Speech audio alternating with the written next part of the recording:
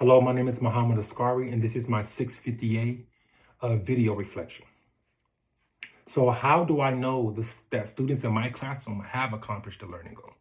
Well, before my coaching, I would present what we're going to be doing in the classroom, but I never presented the standard. So the students knew the agenda for today and what we're going to be doing, but they didn't know the target objective or the target standards. After my coaching, I began to introduce the standard and objective to the class, as well as the Bloom taxonomy vocabulary present in the standard to help describe observable and measurable knowledge, skills, and abilities. I also use synonyms and translations so that EEL students are able to understand the term as well. This helps students understand what the question is asking, and it also helps me be more concise in my instructions. So even if ELL students don't get the terms or the Bloom taxonomy for the first time, if I keep on using it in instructions and reinforcing it, they'll get it. So if it comes up in SBAC or even LPAC, they'll understand what the question is asking. And my point and purpose of all of this is I want the rigor to come from answering the question and not trying to decipher what the question is asking, which I understand, especially as a person traveling from Senegal and coming here. It's a whole different skill set in itself. So after I learned that from my coaching, I started to let students know what the target standard and objective of the lesson is, so they knew the objective we want to meet at the end of the class. We grade based off of rubrics. So there's a rubric of 1 through 4 for each standard being tackled.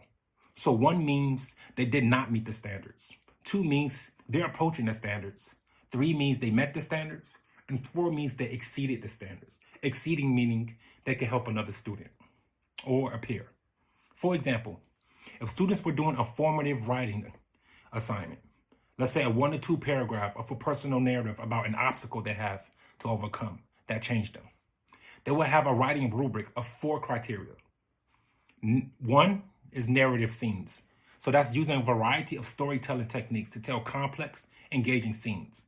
2, details and descriptions. That's using variety of types of descriptions to create engaging, easy to visualize scenes. So that's basically using imagery and sensory details, just like touch, smell, sight, taste, hearing.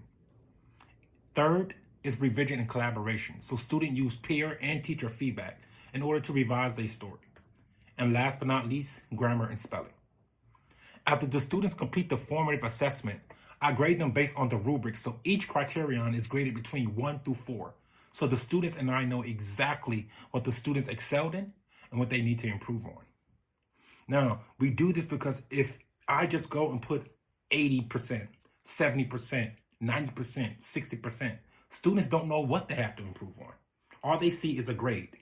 But if we grade by each rubric to where, let's say, a student has a 3 in revision and collaboration, they have a 4 in narrative and scenes. They have a 4 in details and description, but they have a 2 in grammar and spelling.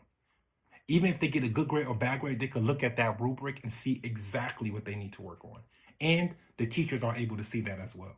So if they want to help the students with this, they can look at that rubric and see, oh, this student knows how to do this well. They know how to do this well.